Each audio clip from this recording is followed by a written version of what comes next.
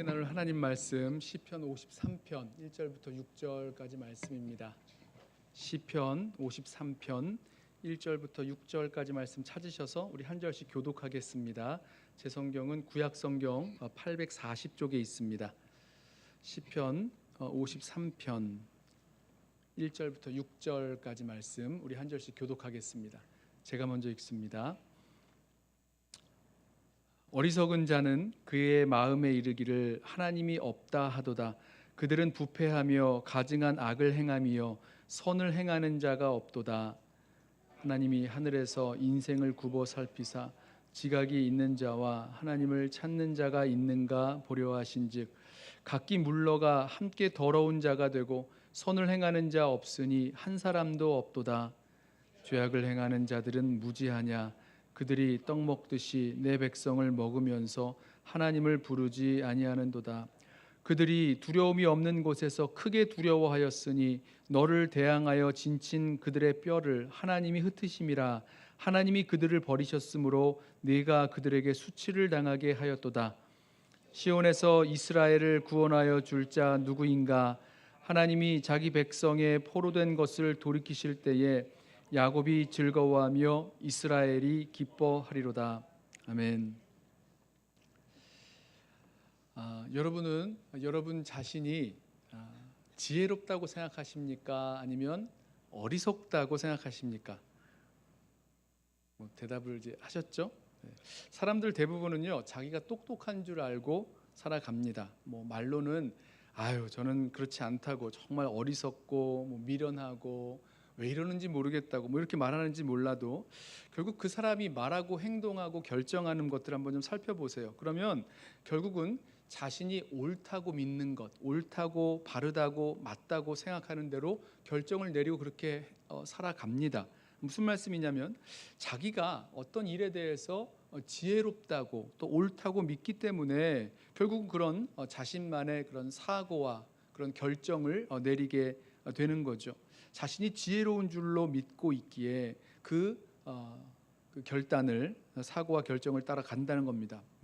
남들보다 그렇게 많이 똑똑하지는 못하다고 해도, 그렇게 지혜롭지는 못하다고 하더라도 적어도 어리석지 않은 그런 결정을 내리는 거라고 은근히 그런 자신감을 갖고 살아갑니다. 이게 또 없으면 좀 힘들어요. 이런 게 없으면 정말 이 복잡하고 힘든 세상에서 그나마 버티고 견디며 살아가기도 좀 어려울 수 있습니다. 그런데요, 여러분, 대체 어떤 사람이 정말 지혜로운 사람이고 또 어떤 사람이 어리석은 사람일까? 그 지혜롭다, 어리석다라고 할 때 무엇을 기준으로 지혜롭다, 어리석다 이렇게 평가를 하십니까? 오늘 시편 53편의 기자는요, 어리석은 자가 어떤 사람인지 아주 중요한 기준 하나를 제시하는데요. 1절 말씀에 이렇게 말씀하죠. 어리석은 자는 그의 마음에 이르기를 하나님이 없다 하도다. 그들은 부패하며 가증한 악을 행하며 선을 행하는 자가 없도다. 여러분 놀랍지 않으세요? 우리가 보통 이 어리석은 자다라고 하면 인생의 의미와 목적을 모른다거나 아니면 자기 앞날을 생각하지 않고 그냥 막 살아간다거나 귀한 줄 모르고 그 시간과 인생을 허비한다거나 이런 사람들 보면 야, 참 어리석다 이렇게 말하잖아요. 그런데 오늘 시편 52편의 이 기자는요, 자기 마음에 하나님이 없다라고 말하는 사람을 어리석은 자다라고 말씀하고 있습니다. 같은 맥락에서 잠언 말씀이 생각이 났는데요. 잠언 말씀은요, 범사에 하나님을 인정하는 것이 지혜다 이렇게 설명을 합니다. 잠언 3장 5절 말씀에 너는 마음을 다하여 여호와를 신뢰하고 내 명철을 의지하지 말라. 너는 범사에 그를 인정하라. 그리하면 내 길을 지도하시리라. 스스로 지혜롭게 여기지 말지어다. 여호와를 경외하며 악을 떠날지어다. 자, 정말 하나님을 인정하고 범사에 하나님을 인정하며 또 하나님을 신뢰하고 살아가는 것, 의지하고 살아가는 것, 그런 사람이 정말 지혜로운 사람인 것을 우리가 알게 됩니다. 그런데 이와 반대로 53편에서는 시편 53편은 어리석은 사람은 자기 마음에 하나님이 없다라고 말한다는 거예요. 여기서 이 자기 마음에 말한다는 거는요, 일종의 결단과 결정 이런 것을 의미합니다. 구약에서 이제 마음, 뭐 레브라고 하는데요. 이 마음이라는 그 단어는요, 우리가 일반적으로 생각하는 그런 감정을 말하는 것이 아니라, 물론 감정도 포함되지만 자신의 그 지정의, 그 인격적인 그 전체를 통해서 의지적인 결단을 내리는 내면의 그런 모습을 말합니다. 그러니까 자기 마음에다 대고 하나님이 없다, there is no God 이라고 말하는 사람은요, 하나님이 없다고 믿기로 작정한 것과 같은 거예요. 그러니까 뭐 이런 거죠. 하나님이 있는지도 모르겠고 또 하나님이 없다고 단정할 수도 없는 것 같은데, 나는 하나님을 없다고 하고 하나님을 무시하면서 살겠다, 뭐 이런 식으로 작정한다는 겁니다. 이런 마음의 결단을 가지고, 그래서 어떤 일을 만나도 그래, 이런 일에도 하나님은 없어, 하나님은 없는 거야, 뭐 이러면서 하나님을 무시하고 자기 마음대로 결정하고 선택하고 살아가는 사람들이라는 겁니다. 참 대단한 결단 같아요. 우리 인생이 겨우 100년을 살까 말까 하는 그런 인생인데, 뭐 얼마나 무엇을 그렇게 많이 안다고 하나님이 없다라는 이런 어마어마한 결정을 내리고 살 수 있겠습니까? 정말 오늘 말씀에 나온 것처럼 굉장히 어리석은 결단, 어리석은 결정인 것 같습니다. 이런 어리석은 결정, 하나님을 없는 것으로 여기고 하나님을 무시하면서 살기로 한 이런 사람들에게 어떤 일들이 벌어지냐면, 이어지는 말씀을 보면 먼저는 그 심령이 부패하게 된다 그러고, 그 삶에서 가증한 악을 행한다 말하고, 또 하나님이 기뻐하시는 선은 행하지 않는다 이렇게 말씀합니다. 자, 여기 하나님이 없다고 말하는 자가 부패했다는 것, 부패했다는 것은 이제 심령이 부패했다는 거죠. 부패했다는 것은요, 이 썩어서 그 본질이 이렇게 변화됐다는 겁니다. 변화가 아니라 변질된 거죠. 그러니까 부패하고 썩어서 그 심령이 이제 바뀐 거예요. 제대로 작동을 못합니다. 마치 죽은 것과 같이 된 겁니다. 그 부패한 심령으로 행하는 일들이란 가증한 악, 그러니까 하나님 보시기에 미워하고 싫어하시는 그런 악을 행하면서 서슴지 않고 살아갑니다. 왜 그렇죠? 하나님이 없으니까. 그러니까 하나님이 없어서가 아니라 하나님이 없다고 믿기 때문에, 하나님을 없다고 결정하고 결단하고 하나님 무시하면서 살아가기로 했으니까 뭘 못하겠어요. 하나님이 뭐 기뻐하시던 싫어하시던 상관없이 자기 멋대로, 자기 마음대로, 자기가 원하는 대로 행동하며 살아간다는 겁니다. 하나님 기뻐하시는 선을 행하기는커녕 언제나 자기가 기뻐하는 대로 나의 유익과 만족을 위해서라면 서슴지 않고 악을 선택하면서 살아갑니다. 선을 행하지 못하는 거죠. 보세요. 사람의 심령이 이렇게 부패해지고 하나님 보시기에 가증한 악을 행하고 하나님 기뻐하시는 선은 행하지 못하게 되는 그 사람들, 자, 이렇게 된 근본적인 원인이 어디에 있다는 겁니까? 무엇 때문에 이렇게 됐다는 거예요? 자기 마음에 하나님이 없다라고 말하면서 그렇게 믿고 살아가기 때문이라는 겁니다. 하나님 없다고 믿는 것은요, 단순히 뭐가 있다 없다 뭐 이 정도를 좌우하는 게 아니라 정말 개인의 그런 삶과 매일매일의 삶과 인생에 아주 큰 차이, 엄청난 차이를 만들어내는 겁니다. 하나님이 없다 여기서 말할 때, 이렇게 믿을 때 말이죠. 자, 여기서 우리가 한 가지 중요한 원리를 발견하는데요, 하나님이 없다라고 하면서 하나님을 무시하고 살면 그때 죄 가운데 사는 삶이 그냥 우리들 가운데로 밀려 들어온다는 겁니다. 우리가 죄악에 빠져서 죄를 짓고 또 짓고 뭐 죄에 묶여서 정욕에 끌려 살아가는 그런 이유가 어디 있느냐? 하나님 계신 거를 모르고, 아니 하나님 계심에도 불구하고 그것을 무시하고 하나님 없는 것처럼 하나님 무시하고 살아갈 때에 그때 죄악에 빠져서 죄 가운데 계속해서 살아가게 된다는 거예요. 여러분 생각해 보십시오. 저와 여러분이 언제 죄를 짓습니까? 언제 그렇게 쉽게 죄를 짓습니까?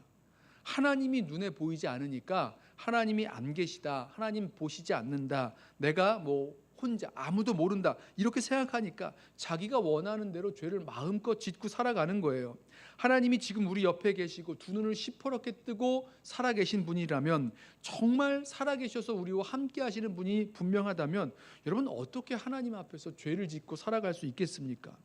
범사에 하나님을 인정하면서 사는데 어떻게 거룩하고 순결한 그 성도의 삶을 살 수 없겠습니까?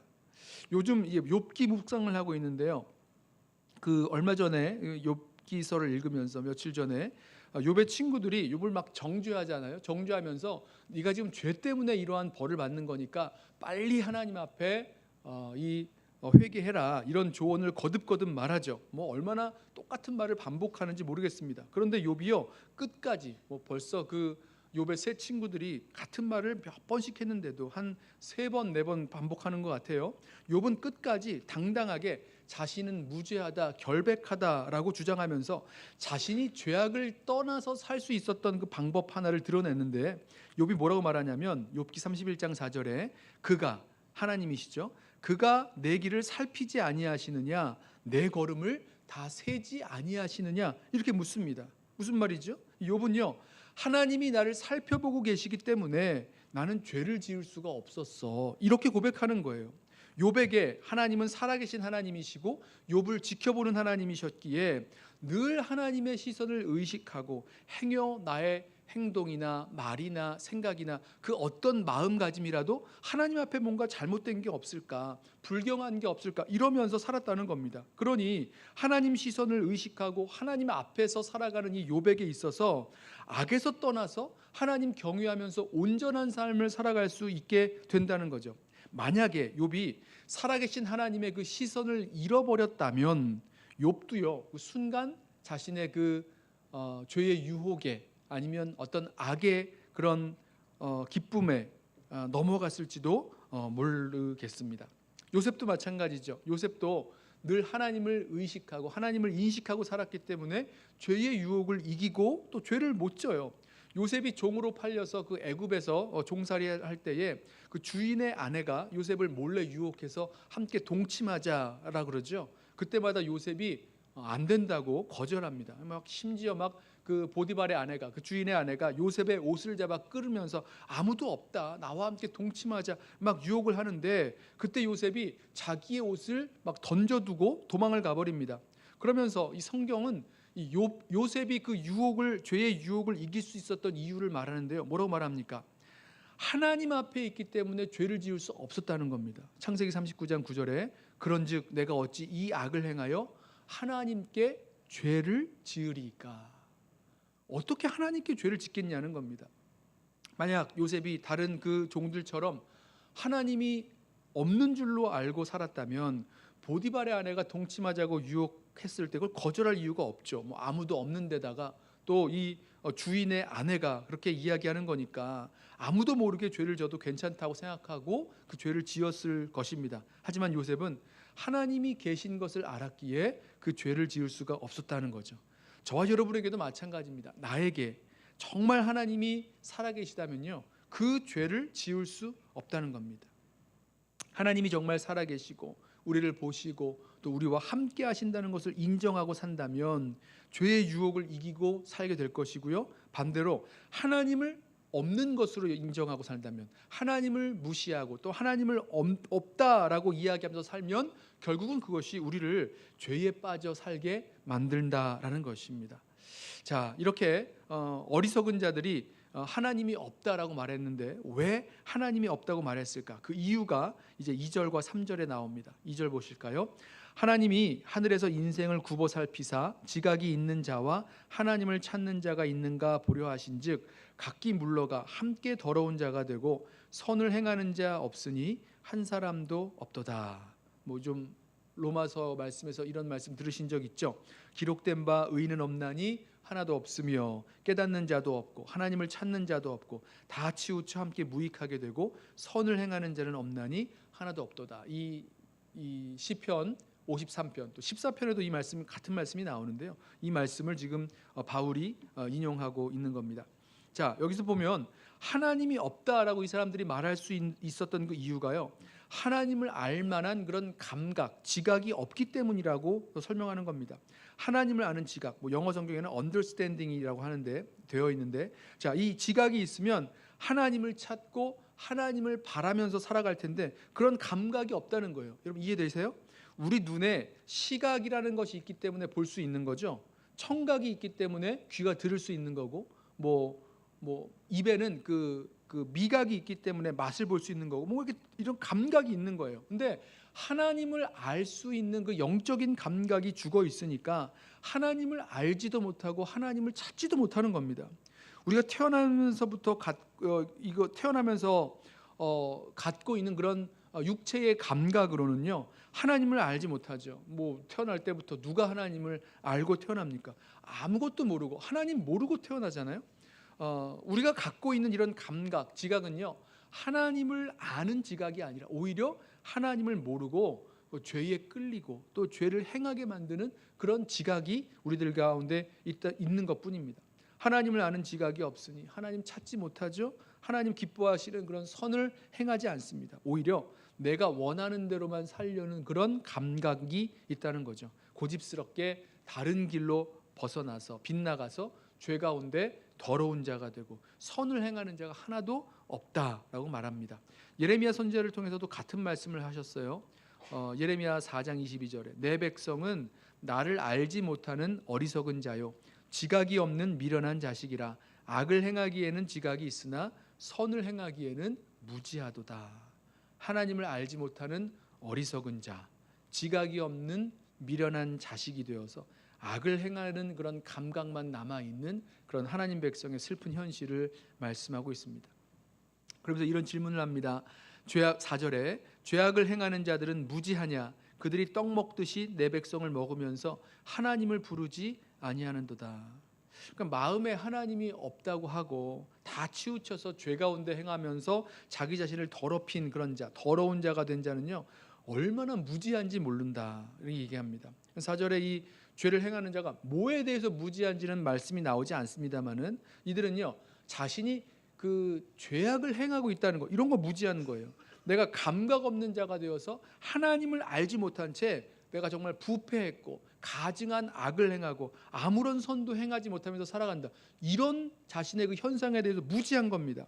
당연히 세상이 이렇게 사는 거야 라고 하면서 적당히 죄짓고 적당히 나를 위해서 살아가도 괜찮다고 된다고 생각하면서 그러면서 자기는 잘 먹고 잘 살고 있다고 이렇게 아는 거예요. 무지한 거죠. 또 얼마만큼 무지하냐면 자신의 죄의 결과 하나님의 진노의 대상이 된다는 사실에도 무지합니다. 이거 로마서 말씀이 이렇게 나와요. 그러니까 정말로 떡 먹듯이 아주 쉽게 힘없는 백성들의 것을 빼앗아 갔으면서도 하나님 앞에 나와서 회개하지 못하고 하나님 찾지 못하고 회개하지 않는다 이 말씀을 하고 있습니다. 하지만 하나님이 없다는 이 어리석고 무감각한 자들에게 엄청나게 무서운 일이 벌어집니다. 두려운 일을 만나게 되는데 그게 바로 5절이에요. 그들이 두려움이 없는 곳에서 크게 두려워하였으니. 여러분 보십시오. 두려움이 없는 곳에서 크게 두려워했다. 무슨 말입니까? 두려움이 없는 곳인데 왜 두려워합니까? 자, 이건요.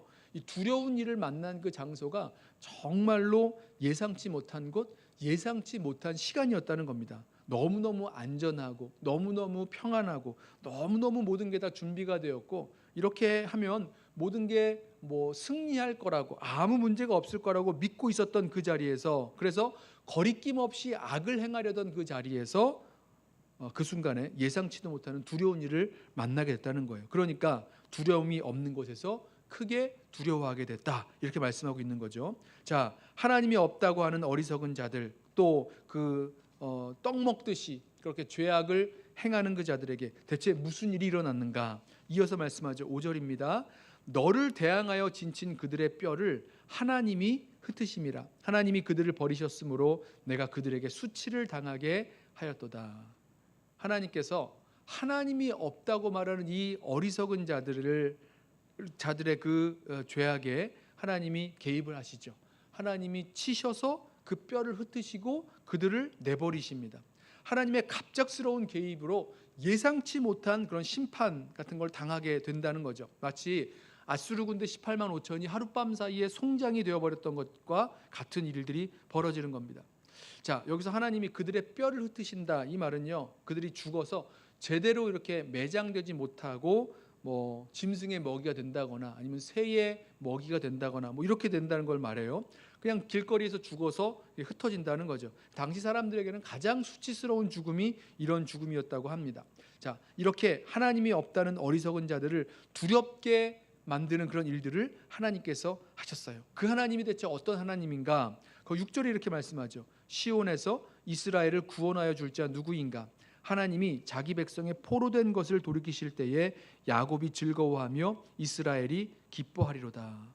그러니까 돌아오지 못할 것 같은 이 포로된 백성을요 구원하여서 돌아오게 하시는 분이 바로 이 하나님입니다. 그리고 이 하나님의 구원을 이 백성들이 즐거워하며 기뻐하며 찬양하는 모습을 보게 됩니다. 우리 언젠가 다윗이 이렇게 고백했었죠. 이스라엘의 찬송 중에 거하시는 하나님, 이런 고백을 했는데, 하나님은요 그런 하나님을 따라 살아나가는 그런 의인들 가운데 계시고, 또 가난한 자의 피난처로, 힘없는 자의 그 피난처가 되어주시고, 또 이 포로된 백성이 부르는 이 구원의 찬양 가운데에 하나님이 살아 계십니다. 하나님이 없다 하는 자 어리석은 자고요, 하나님은 분명히 우리들 가운데 살아계신 하나님이십니다. 이 시편 53편에서요 그 마음에 하나님이 없다고 하면서 악행을 일삼는 자들, 그래서 더러운 자가 되고 하나님 백성에게 아무것도 아닌 것처럼 막 거리낌 없이 횡포를 부리는 자들이 얼마나 어리석은 자들인 것을 우리가 보게 됩니다. 왜냐하면 하나님께서 그들을 심판하시니까. 하나님 없는 줄로 믿고 살다가 죄와 더러움에 빠져 있을 때에 어느 날 닥칠 그 하나님의 심판을 피할 수 없게 되기 때문입니다. 하나님이 없다 말하며 악행을 일삼을 때, 여러분, 하나님이 없는 게 아니었어요. 하나님이 없는 게 아니라 하나님이 계심을 아는 나의 지각이 없었다는 겁니다. 오히려 하나님은 그들의 악행을 다 굽어 살펴보고 계셨고, 결국은 그들을 심판 가운데 들어가게 하셨습니다. 저는 이 시편 53편을 보면서 우리 가운데, 우리 함께 우리 금요 찬양 기도회에 나오신 성도들 가운데 하나님이 없다라고 말할 분은 설마 아니 계실 것 같다라고 생각을 했습니다. 계세요? 하나님 없다라고 말씀하시는 분 계세요? 없으시죠? 분명히 하나님이 있다라고 우리는 알고 믿고 나아갑니다. 하지만 우리가 말은 하나님 계신다고 말하지만 실제로는 하나님 없이 살아갈 수 있다는 거예요. 이해되세요? 자기 스스로를 어떤 의미에서는 속이고 사는 거죠. 하나님이 있다고 말은 하는데 실제로는 하나님이 없는 것처럼 하나님 없는 인생을 살아갈 수 있다는 겁니다. 그러면요, 말은 하나님이 있다고 하지만 하나님 없는 그 인생을 살아가면 오늘 이 시편 53편에 나오는 그 사람들처럼 똑같은 일들이 벌어집니다. 똑같이 그 마음이 부패해지고 똑같은 죄의 열매를 맺으면서 살아가게 된다는 겁니다. 하나님 안 계신 줄 알고 살기에 하나님 보시기에 가증한 일도 서슴없이 행하게 되고, 입으로는 하나님 있다고 하지만 실제로는, 우리 삶에 있어서 실제로는 하나님이 안 계신 줄 알고 살면 하나님 보시기에 가증한 일도 서슴없이 행하고, 하나님 기뻐하시는 그 선을 행하지도 못하고, 하나님 없다는 사람들과 똑같이 부패하여 더러운 자가 되고 말 것입니다. 가끔씩 이 목회자들의 그런 부끄러운 그런 범죄가 심심치 않게 이렇게 뉴스 가운데 올라오는 것을 볼 때마다 드는 생각이, 정말 하나님이 계신 것을 알았다면 어떻게 저런 일을 할 수 있었을까, 이런 질문을 하게 돼요. 그러니까 말로는 하나님 계시다고 가르치고 선포하며 살았지만 실제로는 그 삶 속에서 하나님이 없는 것처럼 하나님을 잊고 살았거나 또 하나님을 무시하고 살다가 결국 모든 생각과 판단과 선택이 자기 욕심을 따라서 다 치우쳐서 더러운 자가 되어버린 그런 모습을 보게 됩니다. 그러니까 하나님 없이 살다가 은밀한 죄의 유혹을 이기지 못하고 넘어지고 거기에 사로잡히고 끌려가고 무너져 버리게 된 모습이라는 그 설명을 할 수 있을 것 같아요. 시편 53편에서 그 마음에 하나님이 없다 하는 자들, 그들이 부패해서 하나님 보시기에 가증하고 더러운 일을 행한 것처럼 하나님이 계시다고 말은 하지만 실제로는 하나님 없는 것처럼 살아가고 있는 저와 여러분의 모습이 있다면 기억하시기 바랍니다. 얼마나 어리석은 일인지, 얼마나 어리석은 그 일들을 통해서 어처구니 없는 결과들이, 이 죄의 결과들이 우리들 가운데 생길 것인지 기억하시기 바랍니다. 하나님 보시기에 가증하고 더러운 일들을 행하는 부끄러운 삶, 정말 어리석은 삶을 살게 되기 때문입니다. 그래서요, 우리 좀 정신을 차리고 깨어 있기로 하겠습니다. 우리 입술로는 하나님 계시다라고 말하지만 실제로는 하나님 없는 자로 사는 그런 분들 안 계시기를 원해요. 우리의 모습을 돌아보면서 정말 하나님이 우리와 함께 계신 것을 알고 기억하고, 그리고 정말 이 절대로 하기 어려운 그런 은밀한 죄가 있는 것은 아닌지 우리 자신을 좀 돌이켜보면서 우리의 믿음의 눈이 열려서 우리 가운데 살아계신 그 주님을 늘 바라보고 그 하나님과 함께 동행하면서 주님과 함께 동행하면서 살아갈 수 있는 저와 여러분 되기를 소원합니다. 하나님께서 우리의 말과 행동 또 선택 뭐 이런 것들을 보시면서 뭐라고 말씀하실까? 하나님께서 우리를 굽어 살펴보신다 그랬는데 그 모든 일들을 통해서 정말 하나님이 나에게 원하시는 그런 일들을 제대로 선택하고 살아갈 수 있는 저와 여러분들 되기를 원합니다. 우리 이렇게 믿음의 여정을 걸어 나아갈 때요, 때로는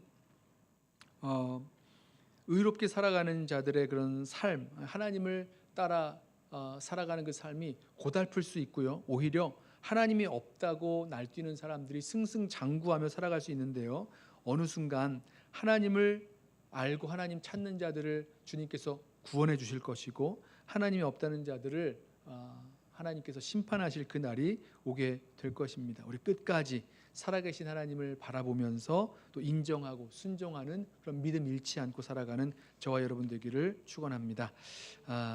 우리 함께 찬양하고 기도하겠는데요.